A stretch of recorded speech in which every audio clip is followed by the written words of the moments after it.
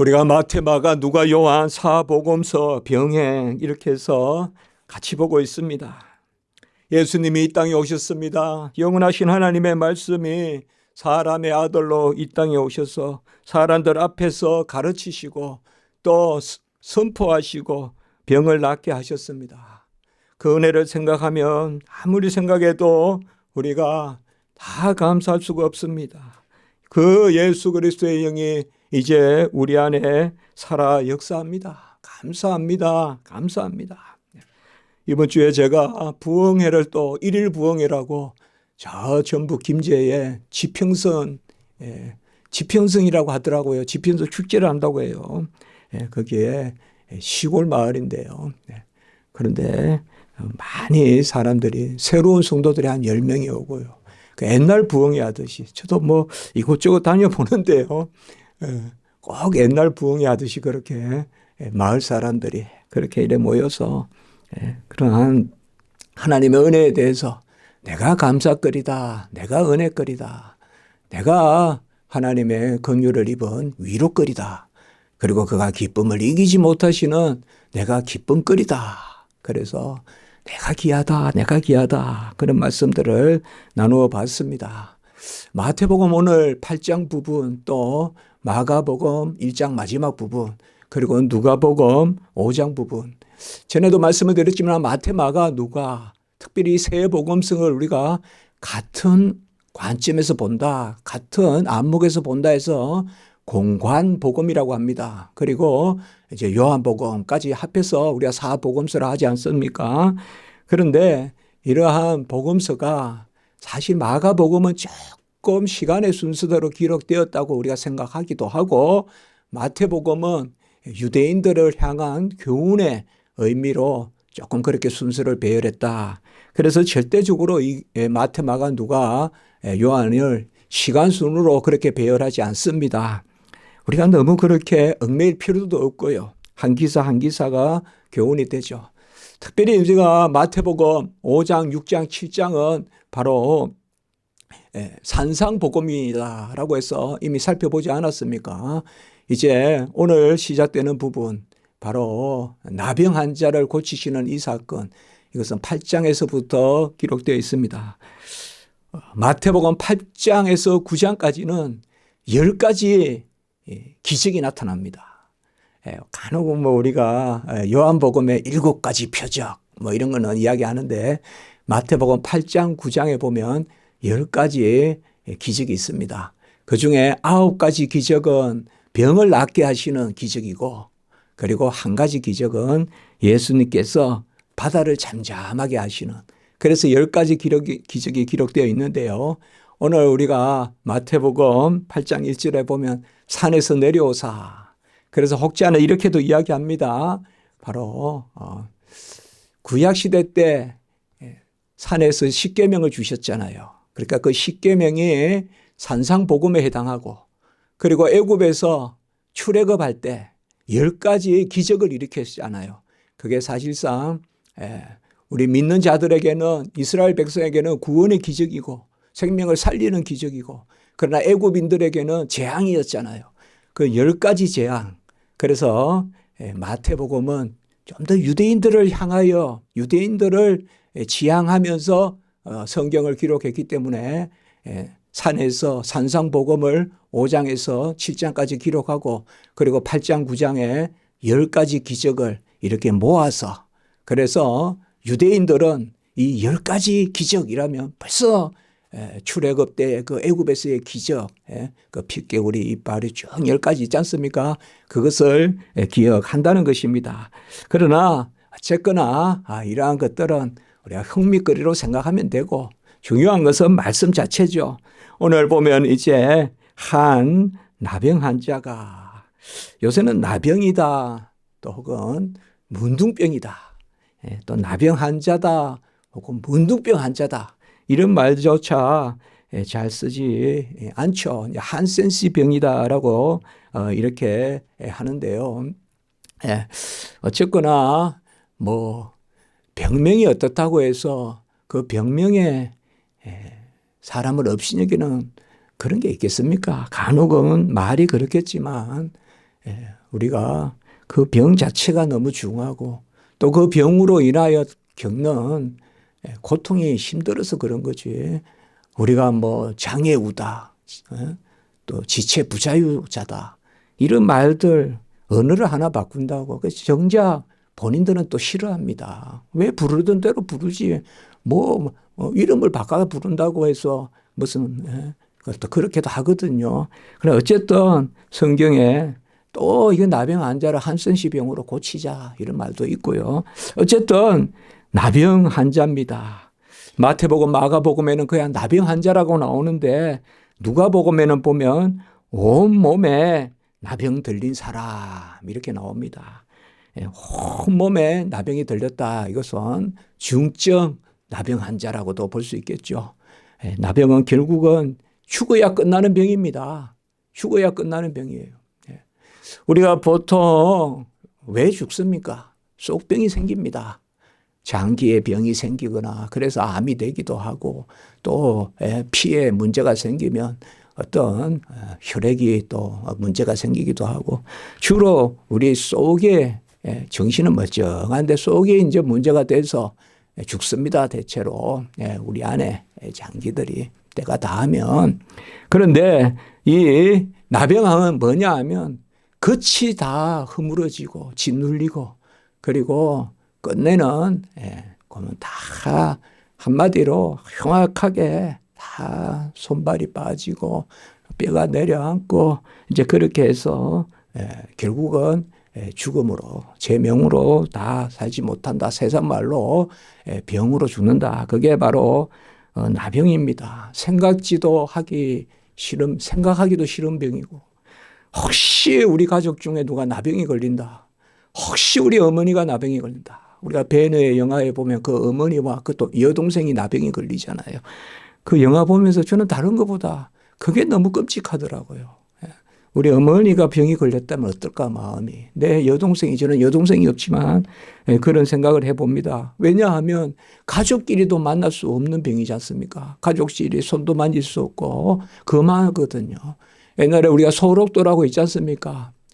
우리 정책적으로 바로 저 여수 녹동이라는 데서 다 섬으로 옮겼지 않습니까? 나병 환자들을. 거기에 가보면 뭐 여러 가지 또 슬픈 역사도 있고 단종을 하니 거세를 하니 또 그러한 일제시대 때 비인간적인 그런 것도 있고요. 그러나 가장 거기도 슬픈 이야기가 뭔가 하면 가족이 면회를 오면 나란히 두 길을 만들어 놓고 서로 마주보지 못하게 한다는 것을만 이렇게 간격을 두고 나란히 걸으면서 이야기하고 그리고 끝내 손도 한 못 만져보고 이제 간다는 것이죠. 사실 병이라는 것은 병 그 자체라기보다 항상 이러한 그러한 끔찍한 이야기들 또 슬픈 이야기들이 도사리고 있는 것이 병입니다. 그래서 병이 있으면 그저 병 자체가 아니라 무슨 기계가 고장나서 뭐 고치는 그런 게 아닙니다. 사람의 병은 전체적으로 가족이 흔들리고 또 마음을 쏟아야 되고 또 불안하고 이런 것들이 병인데 그 병 중에 최고의 병이다. 최고의 병이란 말이 나쁜 뜻에서요. 바로 그게 나병 환자입니다.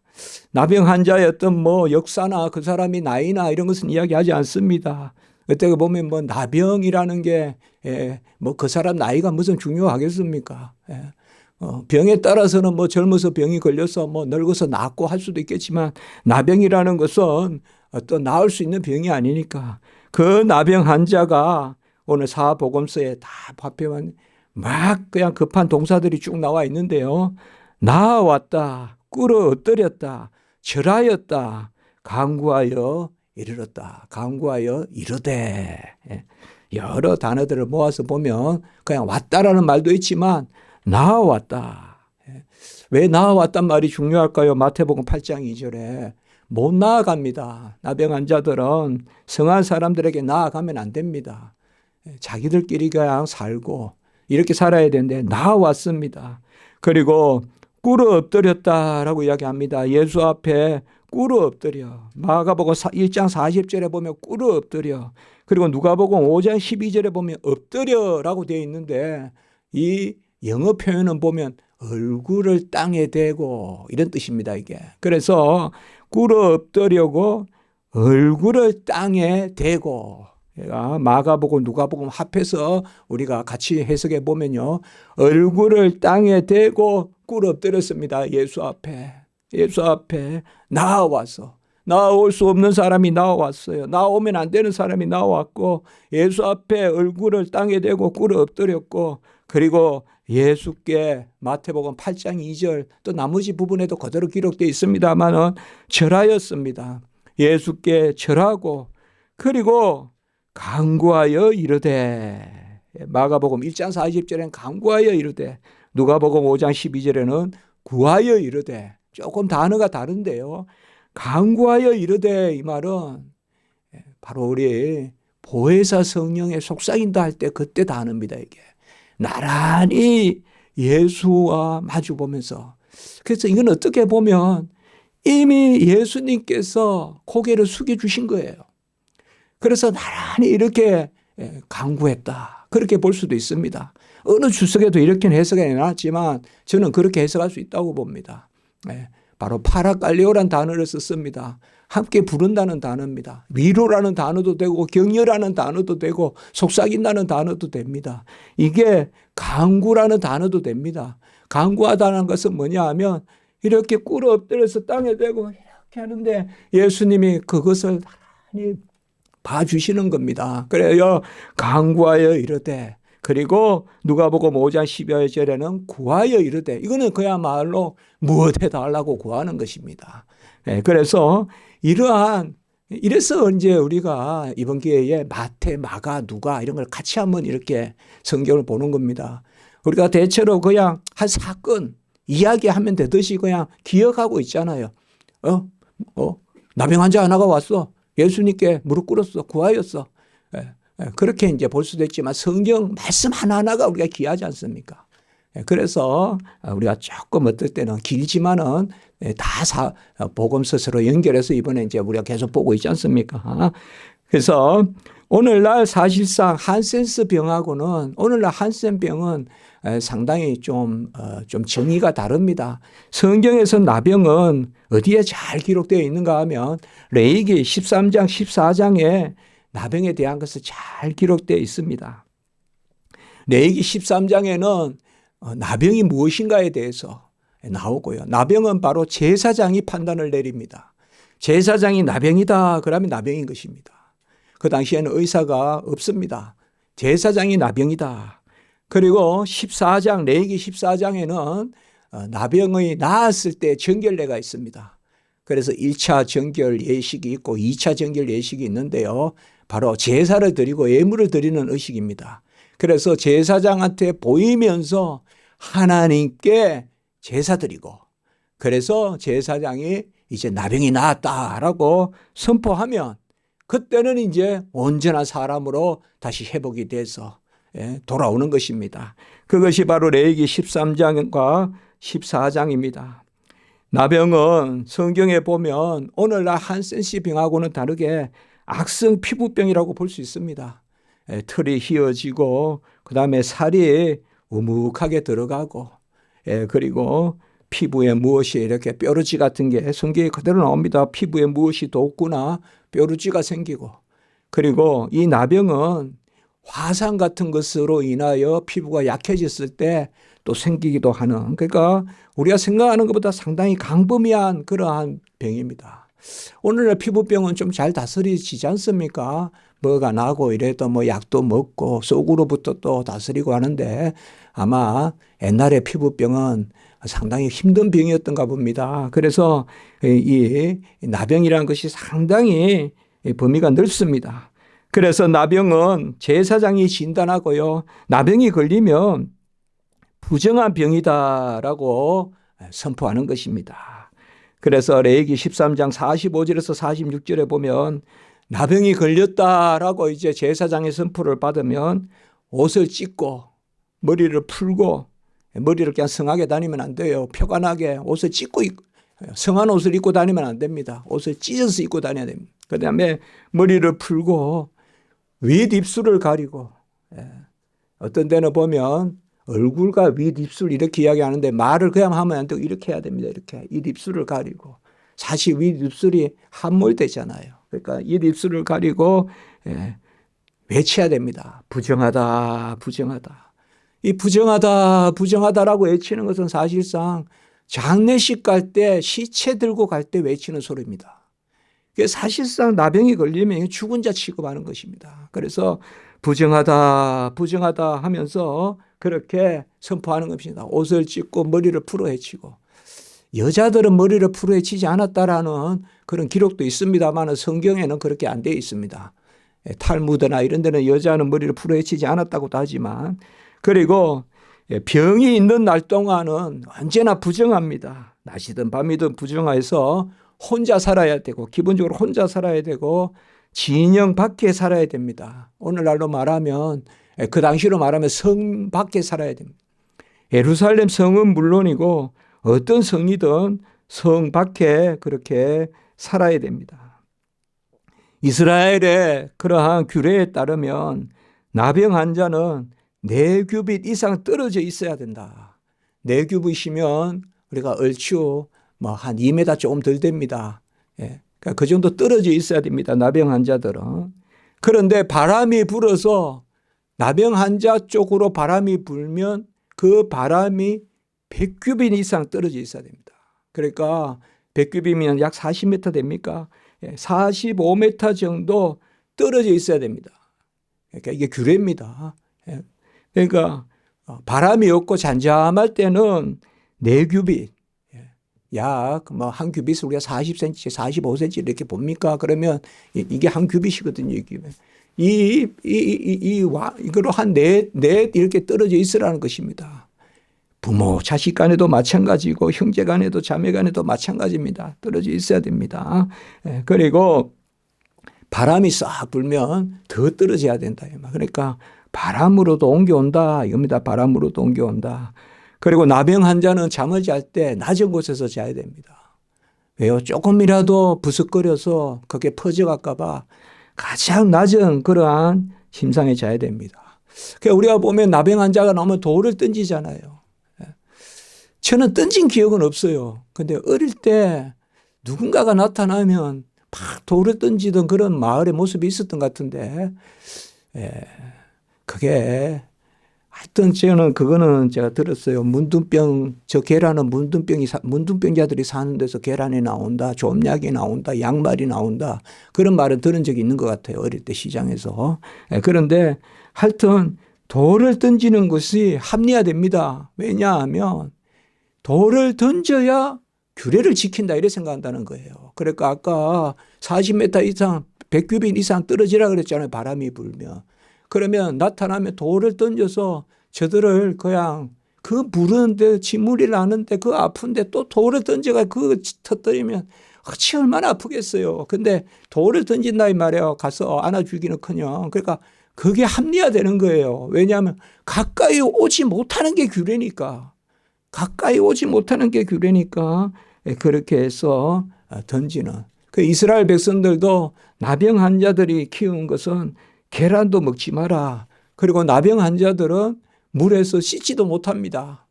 그러니까 지나가다가 물이 있다고 해서 씻을 수도 없습니다. 왜냐하면 그 물이 더럽혀져서 또 다른 사람들이 전염될까라고 해서 그렇습니다. 나병 환자들이 예배는 드릴 수 있었느냐? 그건 할 수 있었다고 합니다. 그러니까 역시 그래도 이스라엘 백성이 해당에서 나병 환자들을 위한 칸막이를 만들어서 그거는 메이차라고 하는데요. 이거 유명한 이야기인데요. 높이는 뼘으로 10폭. 그러니까 우리가 뼘이 한 20cm 됩니까? 20cm. 요 정도 10폭 높이에 좌우로는 6피트니까 약 2m. 그 정도로 이렇게 칸을 만들어 놓고 그 안에서 나병 환자가 예배드리게 했다. 해당해서. 이것도 절대 이야기겠죠. 그런 게 만들어 놨겠죠. 형식적으로. 예배드리게 했다. 근데 나병 환자가 거기 한 명만 있겠어요. 그리고 나병 환자 한 사람이 들어가서 예배드리겠어요. 해당해서. 그리고 그 또 나병 환자 규례도 가장 먼저 들어가고 가장 늦게 나온다. 이 말은 뭐예요? 사람 눈에 안 띄게 하라 이겁니다. 사람 눈에 안 띄게 하라. 그러니까 가장 먼저 들어가고 가장 늦게 나오는 이것이 바로 나병입니다. 이 나병이라는 것은 육체적으로 힘든 병이뿐만 아니라 영적인 사망 선고가 내려지는 부정한 병입니다. 그리고 도덕적, 사회적으로도 격리되는 병입니다. 그러니까 나병이 걸렸다 이러면 죄를 지어서 저렇지. 나병이 걸렸다 저러면 뭔가 부정해서 저렇지. 이렇게 도덕적인 판결을 내려지는 거고 사회적으로 격리되는 것입니다. 성경에서 나병은 바로 하나님의 심판의 도구가 되게 하죠. 우시야 왕이 향단에서 왕이 향을 피우려고 했죠. 우시야 왕이. 그때 이마에 문둥병이 생겼죠. 하나님이 심판을 내려서 우시야 왕의 머리에 문둥병이 생겨서 평생 우시야 왕은 문둥병을 가지고 살았습니다. 그게 나옵니다. 그리고 또 아론과 미리암이 모세에게 불평했을 때, 모세에게 소위 대들었을 때 하나님이 아론은 놔둬요. 아론은 제사를 지내야 되니까. 그러나 미리암에게는 문둥병이 생기게 합니다. 미리암에게. 그러니까 바로 모세의 누이에게는 문둥병이 생겨요. 그때 보면 민수기 12장 12절에 보면 미리암이 살이 반이나 썩어 모태로부터 죽은 자 같이 되지 않게 하소서. 이 말은 이만큼 나병이 무섭다는 거예요. 살이 반이나 썩어서 마치 죽어서 태어난 아이 같이 되도록 하지 마십시오. 하나님 미리암을 좀 용서하십시오. 그렇게 구하는 것을 볼 수가 있습니다.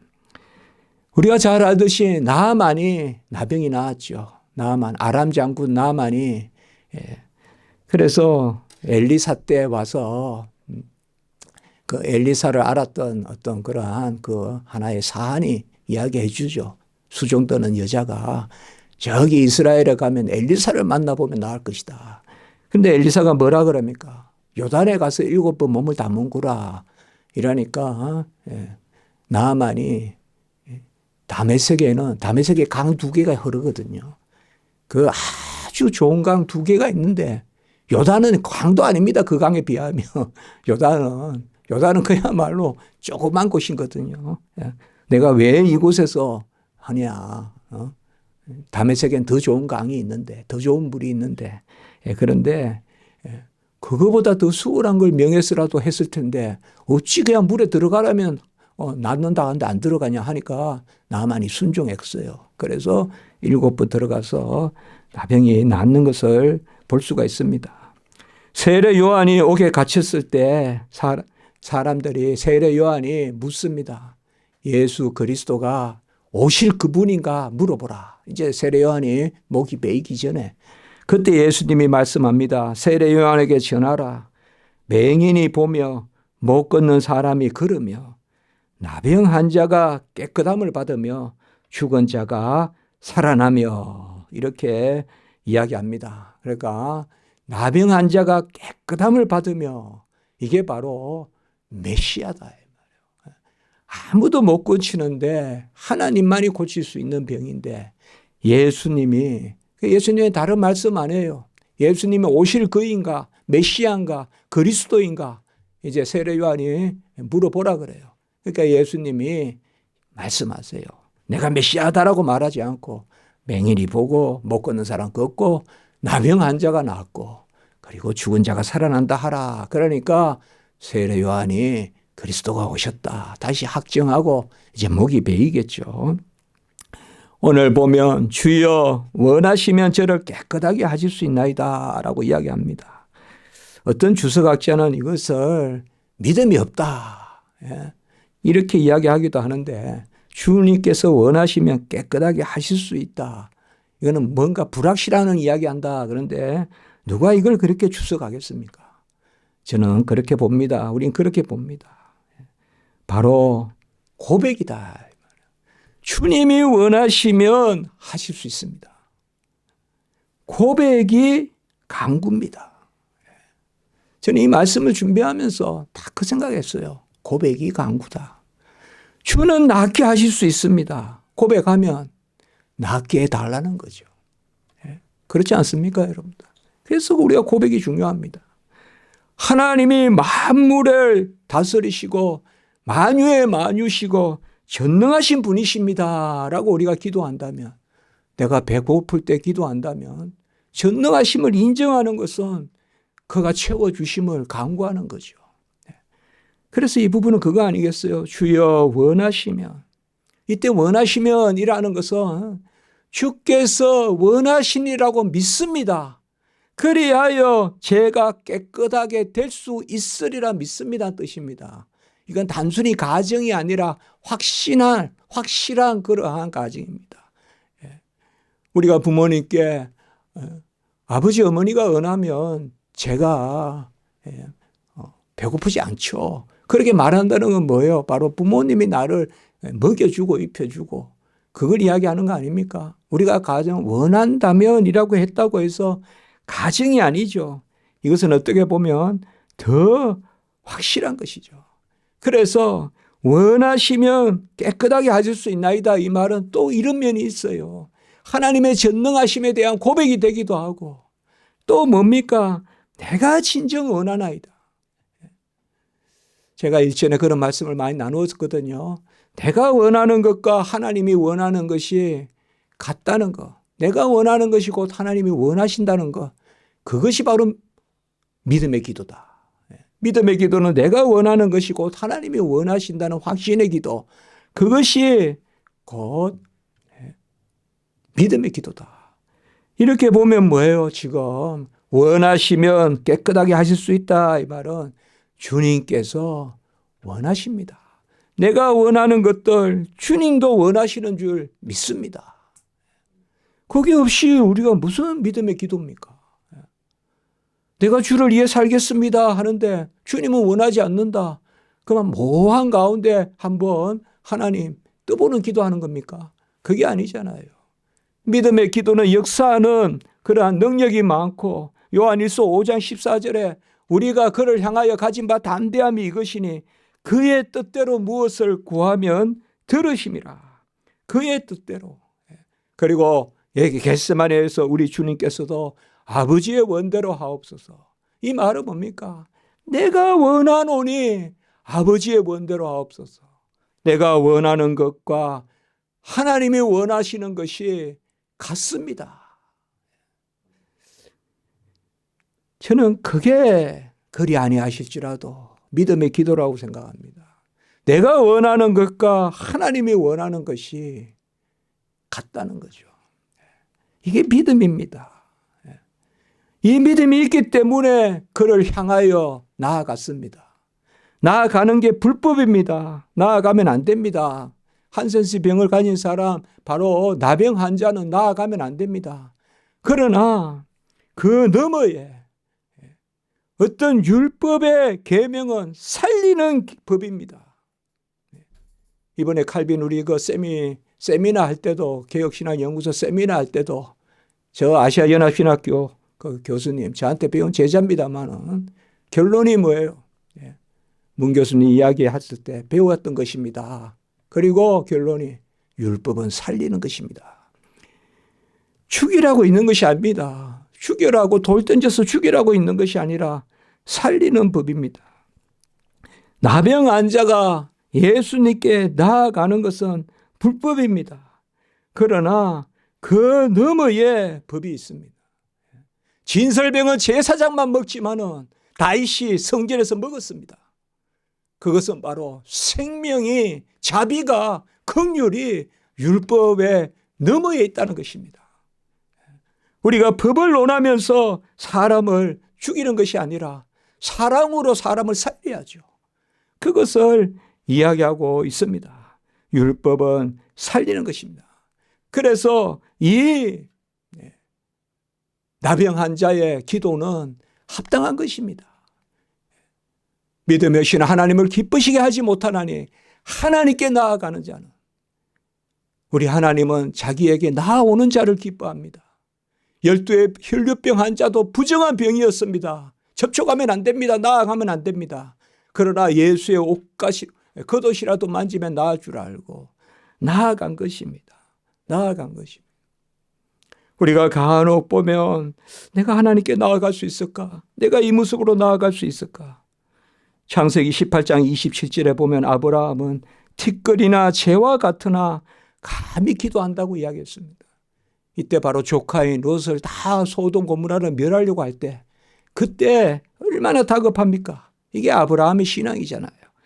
내가 티끌과 재와 같으나, 이 말은 하나님 앞에 감히 나아갈 수 없는 그런 존재나 감히 기도한다라고 이렇게 말하고 있습니다. 우리 주님께서도 말씀했잖아요. 안식일날 사람을 죽이는 게 맞냐, 사람을 살리는 게 맞냐. 인자는 안식일의 주인이다 라고 이렇게 말씀했습니다. 그래서 주님께서 불쌍히 여기사 손을 내밀어 그에게 대시며, 특별히 마가복음 1장 41절에 이렇게 되어 있습니다. 상당히 동사들이 많이 나옵니다. 오늘 아까도 말씀했지만 나아가서 얼굴을 땅에 대고 꿇어 엎드려, 간구하고, 아까 계속 그렇게 동사들, 여기도 또 예수님도 뭐냐면 불쌍히 여기사. 불쌍히 여기사는 뭐예요? 바로 네가 원하는 것을 내가 이루노라. 네가 원하는 것을 내가 원한다. 소경 바디메오가 나사렛 예수여라고 부르니까 네가 눈뜨기를 원하느냐 라고 물었어요. 주님께서. 그러면 뭐예요? 그거 소경 바디메오가 그러하에다 종이 진정 원하나이다. 이게 불쌍히 여기시는 거 아니겠습니까? 내가 원하는 것을 주님도 원하시는 컴패션, 긍휼히 여기는 거, 체휼하시는 거, 함께 고난을 나누는 거 아니겠습니까? 아까 그래서 제가 꿇어 엎드리란 말이 바로 함께 이렇게 벌써 내려오셔서 봐주시는, 그 불쌍히 여기사 손을 내밀어 그에게 대시며, 바로 낫게 하신 것입니다. 손을 대시면서 낫게 하십니다. 사랑의 법이 정결의 법과 충돌하는 것 같지만 사랑의 법이 앞섭니다. 우리가 여러 가지 이야기할 수 있어요. 그러나 사랑이 앞섭니다. 사랑이 제일입니다. 사랑을 아무것도 이길 수 없습니다. 강대훈 교수라는 분이 저한테 책을 준, 본인이 주석한 그 책에는 이렇게 이야기하고 있습니다. 긍휼이 부정함을 정결로 바꾸었다. 긍휼이 부정함을 정결로 바꾸었다. 불쌍히 여긴 것이 더러운 것을 깨끗하게 바꾸었다. 그리고 칼빈은 이렇게 말하고 있습니다. 사랑의 법과 정결의 법이 충돌하지만 사랑의 법이 정결의 법을 이겼다. 이렇게 이야기하고 있습니다. 깨끗한 거 좋죠. 안 만지면 안 더러워지죠. 그래서 깨끗하죠. 그러나 사랑이 없는 깨끗한 손보다 남을 만져주는 더러운 손이 낫다 이 말. 제가 케이프타운에 다녀오면서 계속 아직까지도 잠을 자면 그 생각이 납니다. 그 아이들 생각이 나고요. 사랑의 법이 정결의 법과 충돌하는 것 같지만 진정 정결한 게 뭡니까? 손이 깨끗해야 정결합니까? 사랑으로 베풀기 위하여 손을 잡을 때 그 손이 정결한 손 아니겠습니까? 그리고 예수님께서 즉시 가서 제사장에게 보여라라고 이렇게 말합니다. 즉시 가서 보여라라고 오늘 말씀이 나오거든요. 곧 보내셨다라고 나오는데 이것은 마치 확 내쫓듯이 보냈다는 거예요. 이 말이 뭘까요? 깨끗함을 받았으니 빨리 제사장한테 가서 정결례로 제물 드리고, 이것은 바로 교회로 돌아오라 이 말이에요. 이스라엘 백성의 회중으로 돌아오라. 다시 성전으로 들어오라. 회당으로 들어오라. 예배 드리라 이 말입니다. 나병이 걸리고 나병이 낫게 되면 먼저 제사장을 찾아갑니다. 제사장을 가서 새 2마리로 정결례를 거행합니다. 그때 이거는 이제 레위기 14장이 나오는데요. 한 마리는 죽여서 피를 뿌리고요. 한 마리는 풀어줍니다. 마치 우리가 아사셀 염소 풀어주듯이. 이때 우슬초를 가져가고 백향목을 가져가고 홍색 실을 가져갑니다. 잠깐 한번 생각해 볼까요? 그러니까 나병이 나았다는 것이 우설천을 왜 가져갈까요? 우설천은 정결함을 받았다는 것입니다. 깨끗함을 받았다는 것입니다. 백향목은 뭘까요? 하나님께 올려드리는 향입니다. 예배입니다. 그리고 홍색 실은 뭘까요? 홍색 천을 내리니까 그때 뭐예요? 그 천을 보고 여리고성 무너뜨릴 때 홍색 실은 구원입니다. 그래서 우슬초로 정결함을 받고 백향목으로 하나님께 예배를 드리고 홍색 실로 구원을 받은 그것을 이제 인치 줍니다. 그래서 일주일간 지켜보고 그리고 2차 정결례가 또 있습니다. 일주일 동안 이제 괜찮으면 그 다음에는 2차 정결례는 수양 한 마리를 드리라고 합니다. 수양 한 마리. 근데 이 수양 한 마리가 없으면 산비둘기 2마리나 또 집비둘기 새끼 2마리. 그래서 한 마리는 속죄제로 한 마리는 번제로 드리라고 합니다. 이것이 바로 간략하게 말씀을 드렸지만 오늘 여기 말씀에 나오는 그러니까 예수님이 이 땅에 오셔서 아직 다 이루시지 않으셨기 때문에 요한복음 19장 30절에 이제 우리는 이런 정결례를 하지 않습니다. 그러나 예수님이 이 땅에 오셔서 아직 다 이룬 그 보혜사 성령이 임하기 전에 구약시대이기 때문에 아직까지 우리 예수님께서는 이 정결례를 행하라라고 이렇게 말씀했습니다. 그래야 이스라엘 백성 가운데서 기뻐 뛰며 춤추며 예배하며 우리가 전부 다 나병 환자라는 걸 기억하시기 바랍니다. 우리는 영적으로 하얀 병이 피어 있습니다. 영적으로 진물이 납니다. 영적으로 살이 함몰되고 뼈가 빠지고 코가 내려앉습니다. 그게 우리 모습인 것을 기억하시기 바랍니다. 그리고 예수 만나서 깨끗함을 받았습니다. 예수 만나서 성해지고 온전해지고 예수 만나서 기도하고 예배드립니다. 기도드리겠습니다. 거룩하고 자비로우신 하나님 아버지, 은혜와 사랑을 감사를 드립니다. 나병 환자를 낫게 하신 메시아 예수 그리스도, 그 권능, 그 역사, 그 긍휼이 우리에게 은혜로 인치고 그래야 우리가 아버지여 깨끗함을 받아서 하나님 앞에 예배하는 그런 자리에 서게 된 줄 믿습니다. 모든 우리 십자가지기 성도님들 온전케 하시고 지켜주시고 예수 그리스도의 은혜가 넘치게 하시고 우리 행사와 또 소원과 간구와 또 우리 자녀들과 우리 모든 권속들 위에도 동일한 은혜가 역사하게 하시옵소서. 주 예수 그리스도 이름으로 감사하며 기도드리옵나이다. 아멘.